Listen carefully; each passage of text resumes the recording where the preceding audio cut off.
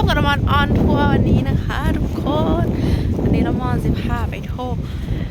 ทงหน้าไม้ไผ่ก่อเดียว ที่ไม่ได้มีก่อเดียว น่าจะสมัยก่อนมันน่าจะมีก่อเดียว และเมื่อนี้นะคือจะบอกที่เห็นสภาพแบบนี้ลมแห้งคือแบบโอ้ยจะปิวอ่ะทุกคนคือแบบแม่น้ำอันนี้น้ำน้ำพายบรรยากาศคือแบบลมแห้งมากเลยขอกินแน่ครึ่งนึงอยากชิมรสชาติเป็นยังไงให้หมดเลยอุ้ยใจดีหลานใจดีดูขอขนมมาให้กินฮะเนอะมากินเอ้ยค่อยๆแล้วจัดการปึ๊บ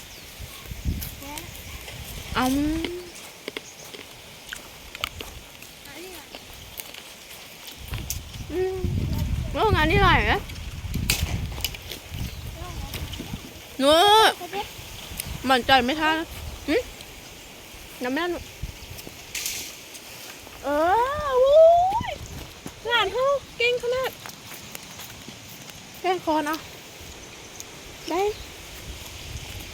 น้องโหละจะไอ้แกล้งก่อนเร็วๆทุกคนดูดิก็ปุ๊บขอชิมก่อนพอแล้วเนี่ยพอแล้วขอชิมก่อนผ่านเลย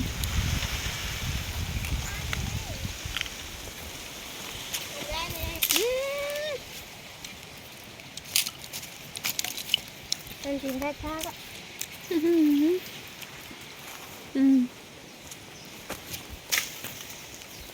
โอ้โห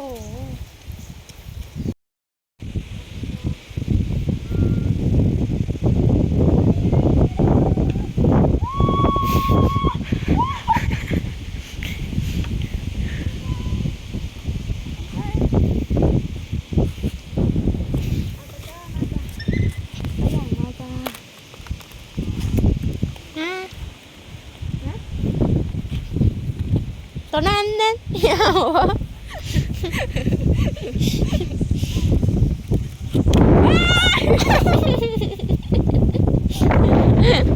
ที่ได้กินแล้ววันนี้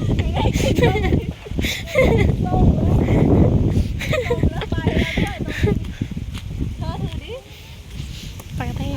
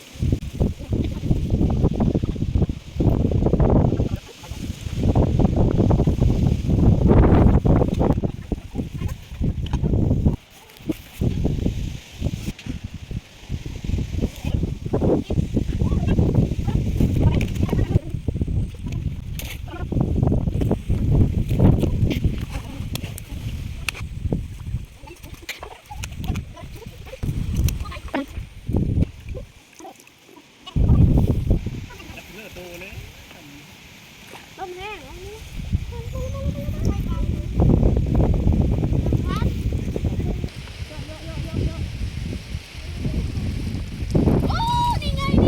นี่ไง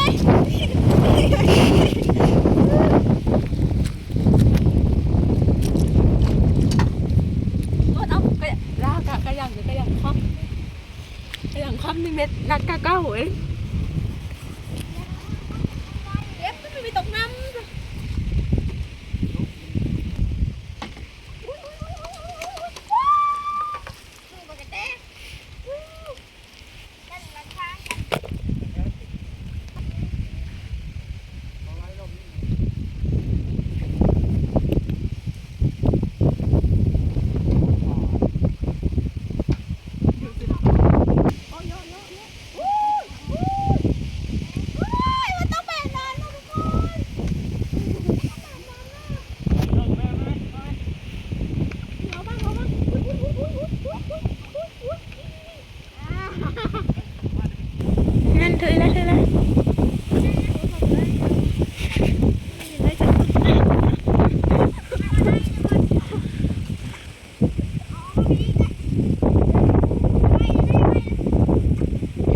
งกับเกาะไหม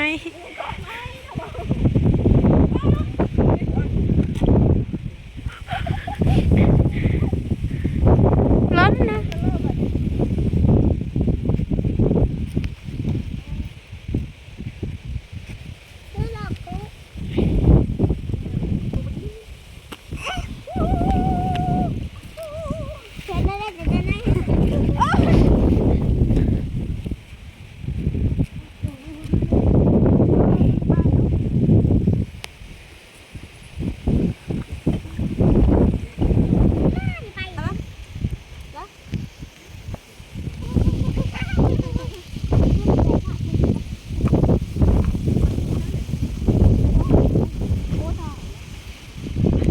หมดเลยอ่ะไม่สนิท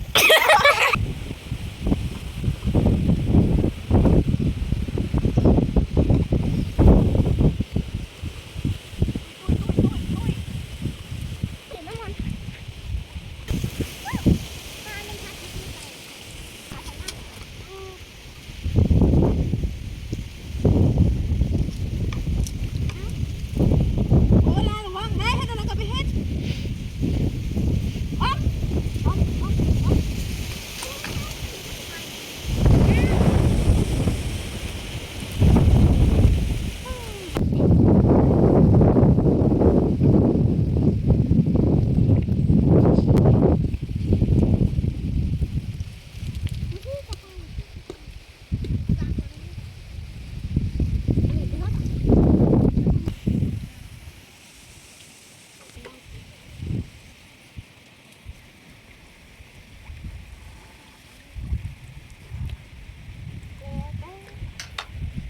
นะ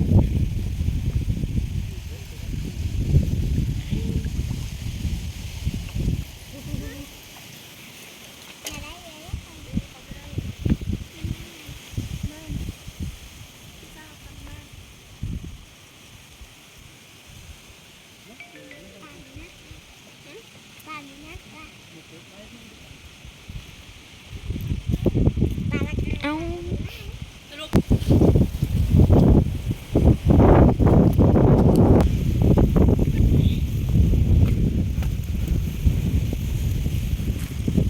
ปะน้อยนะ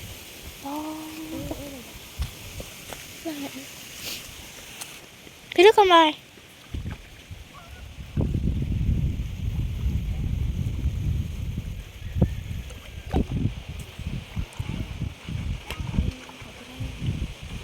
ยกขาตึกเป็นฮะยกขาตึกเป็นตัวนี้เป็นตัวนี้เป็นนะเอิง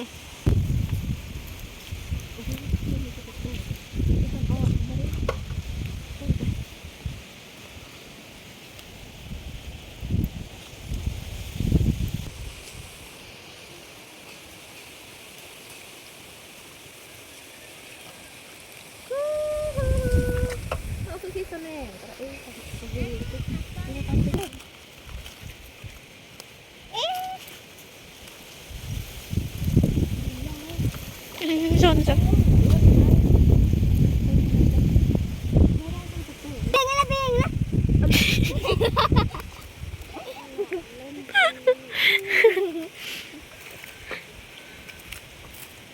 ไปกะไปเดียวลูกโอ้ยเดียวโอ้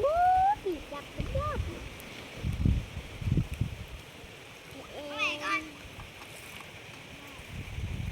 ลายเดียวบอลตุ้มตั้มตุ้มตั้มเลย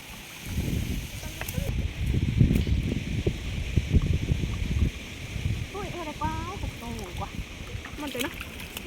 มันเป็นบุญควันกำลังเจอ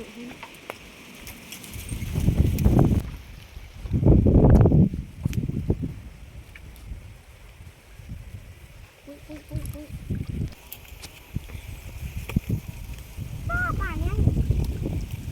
แต่กองน้ำเนี่ยตัวละมั้งกองน้ำเป็นอันนี้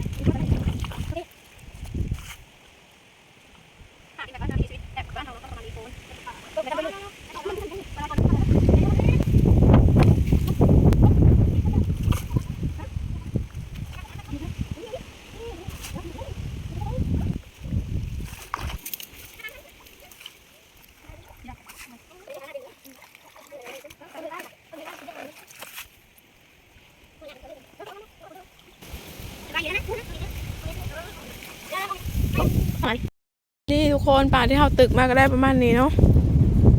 เราไม่ได้ปลาใหญ่เลยเพอเป็นกำลังเจอเราก็ไม่ได้ นี่ก็คืออันเจ้าของพายเขาตึกเขาเนาะจงเฮาก็ได้แต่ปลาน้อยประมาณนี้เนาะวันนี้ก็เป็นมือมาหาป่าอยู่หน้าเสาเฮ้เนาะเราไปอยู่ดอก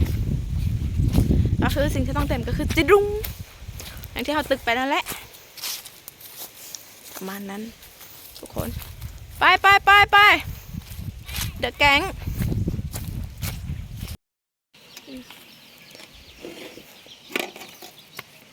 นี่นะจ๊ะทุกคนปลาที่เราไปตึกมาได้ก็เพราะว่ากินมาหมกนึ่งเนาะนี่เราก็ปรุงแล้วเรียบร้อยใส่เกลือแป้งโน่แล้วก็โหผัดทุบอันนั้นลงไปน้ำโหสิบไข่หรือว่าบ้านเราเอิ้นโหสิบคือนี่หอมเด้ออีกหนึ่งเมนูอันนี้จะหมกใส่ไฟเนาะฮะ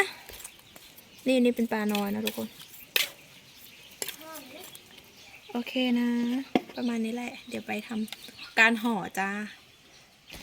นี่ทุกคนมาทำการห่อแบบนี้เนาะห่อหมกแบบนี้ทางนึ่งทางหมกเลยจ้ามาทุกคนหมกไม่รู้จะรอดไหมว้าวมันจะกินอยู่ไรมีความไหมว้าวหอม